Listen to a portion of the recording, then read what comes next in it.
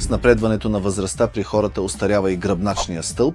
С течение на времето в гръбначния стълб се появяват дегенеративни промени. Появяват се калцификации, настъпват слягания. Това води до стесняване на гръбначно-мозъчния канал и притискане на преминаващия през него гръбначен мозък. Обикновено проблемът с стеснението на гръбначно-мозъчния канал, който наблюдаваме след определена възраст, се среща при възрастни пациенти. Откритите операции и операциите с импланти, извършвани по традиционни методи при възрастни пациенти, които могат да имат множество здравословни проблеми, наистина ги плашат. Днес, с напредъка на технологиите, можем да решим стеснението на гръбначно-мозъчния канал чрез ендоскопски хирургични методи. Тук, без да увреждаме нормалните тъкани, достигаме само до проблемната тъкан, без да режем мускули, без кървене, без да увреждаме нормалните тъкани и облегчаваме гръбначно-мозъчния канал. Облегчаваме нервите. По този начин пациентите се освобождават трайно от болките си.